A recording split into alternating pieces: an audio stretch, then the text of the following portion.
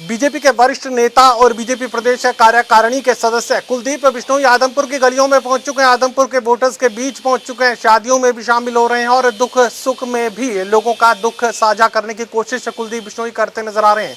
कुलदीप बिश्नोई इस वक्त हमारे साथ बने हुए। सर, सबसे बड़ी चिंता जो आपके इलाके के लोगों को थी वो यही कहने की अक्सर कोशिश किया करते थे कि कुलदीप हमारी शादियों में नहीं पहुंचता, कुलदीप हमारे दुख और सुख में शामिल नहीं होता। वो दर्द, वो तकलीफ तो आप मिटाने जा रहे हैं। बिल्कुल, वो तो मैंने कई साल पहले मिटा दी थी। ये जो बात कहते कम आने वाली, वो 3 साल जब मुझे कैंसर था उस वक्त मैं नहीं आया, उस बात को लेके लोग बैठे हुए हैं। उसके बाद लगातार ब्याह शादियां कान मुकान में शामिल हो रहा हूँ और यही कारण है कि बार बार लोग आशीर्वाद देकर जिता रहे हैं हमारे को।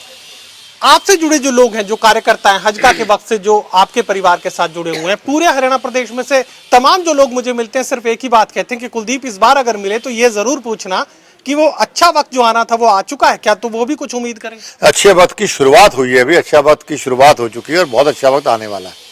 ये जो विकास का जिक्र आप अक्सर इलेक्शन के दौरान कर रहे थे कि मेरे ऑफिस में आइए और बहुत लंबी फेरिस्त में दिखाऊंगा, अब वो फेरिस्त जमीन पर आ रही है मुझे लग रहा है। बिल्कुल, और वो धरातल पे लगातार शुरू हो रही है। मैं बधाई देना चाहूंगा भव्य बिश्नोई को कि लगातार बगैर थके, बगैर बुझे वो हर रोज कभी किसी मंत्री को, कभी सांसद को, आज मुख्यमंत्री जी को मिले कि आदमपुर के विकास को गति पकड़वाएं, तेजी पकड़वाएं। और आप देख रहे हो रोज की रोज कहीं सड़कें शुरू हो रही हैं, कहीं शेड बन रहे हैं, कहीं पीने के पानी की पाइपलाइन के टेंडर हो रहे हैं। लगातार कुछ ना कुछ नया हर रोज देखने को आदमपुर में मिल रहा है। वोटर्स के बीच जब आप जा रहे थे लगातार मैं देख रहा था कि आप एक बात को बहुत ज्यादा प्रोमिनेंटली बोलने की कोशिश कर रहे थे कि 1.5 साल का वक्त एक बार और देकर देखिए, जो कमी है, जो पीछे की जो कमजोरी रह गई है उसे मैं खत्म करने का काम करूंगा, विकास की गंगा आदमपुर की सड़कों पर बहेगी। बिल्कुल, और अब जैसे मैंने अभी कहा कि शुरुआत हो चुकी है काम की और अगले 1.5 साल के अंदर आदमपुर हल्के पूरी कायाकल्प करके हम दिखाएंगे। अब आपके विरोधियों के सवालों पर आ जाते हैं। विरोधी अब आदमपुर भी आए हैं, आपने कहा था कि 13 साल बाद आए और 13 साल बाद वापस लौटेंगे, शायद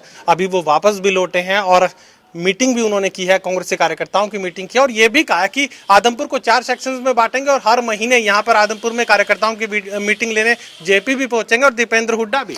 देखिए, मैं तो इतना ही कहना चाहूंगा कि वो जितने उनको मीटिंग में लोग बुलाए थे, जब मेरी गाड़ी का टायर पंचर हो जाए उतने लोग तो भीड़ उतनी बात उतनी इकट्ठी हो जाया करती है। दूसरी बात, ना तो उनको कोई आदमपुर में सरोकार था, ना कभी है, ना कभी हो सकता है। ये लोग सिर्फ आदमपुर को हमें खराब करने के लिए आना चाहते हैं।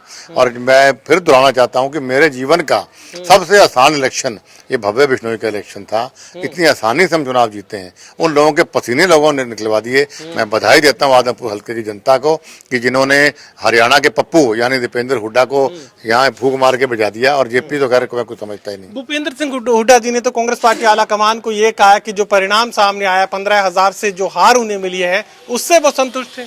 वो हार से संतुष्ट रहे, हम जीत से संतुष्ट रहेंगे। भगवान ऐसी उनकी इच्छा पूरी करता रहे। और मुझे बताइए कि आदमपुर के लिए आगे का रोड मैप क्या है, क्योंकि काफी कमजोरी इस इलाके को हमेशा से झेलनी पड़ी है, तो अब आगे किस तरह का रोड मैप आप तैयार कर रहे हैं? आगे इलेक्शन का वक्त है और चुनावी माहौल में तमाम राजनीतिक दल जो है वो एंटर कर। देखिए, 26 साल का बनवास हमारा कटा है और मुझे उम्मीद माननीय मुख्यमंत्री जी से है कि भाई जैसे उन्होंने इलेक्शन में वादा किया था कि भव्य का हाथ मुझे पकड़वाइए और मैं आगे मैं जानूं।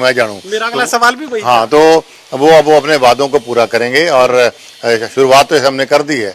हमारे सबसे बड़ा चैलेंज है कि लोगों की अपेक्षाओं पे खरा उतरना और आदमपुर हल्के का खूब विकास करना, ये हमारी प्राथमिकता है। बाकी हमारा चाहे मंत्री पद है या मुझे कुछ मिले ना मिले, वो हमारी कोई प्राथमिकता नहीं। प्राथमिकता आदमपुर हल्के और हिसार लोकसभा क्षेत्र का विकास है। जब से आपने कांग्रेस पार्टी छोड़ी है, हिसार लोकसभा क्षेत्र को लेकर कांग्रेस पार्टी में भी काफी ज्यादा डिमांड जो है बढ़ती जा रही है और भारतीय जनता पार्टी के अंदर भी डिमांड जो है वो ज्यादा बढ़ती हुई यहाँ पर नजर आ रही है। काफी सारे नए कैंडिडेट्स पैदा हो रहे हैं। अब सवाल ये भी आ रहा है कि कुलदीप लोकसभा कहां से लड़ेगा? देखिए, मैं लड़ूंगा का फैसला पार्टी करेगी और बाकी राजनीति की अभी मेरी पारी लगातार भव्य के साथ चल रही है, अभी खत्म नहीं हुई है।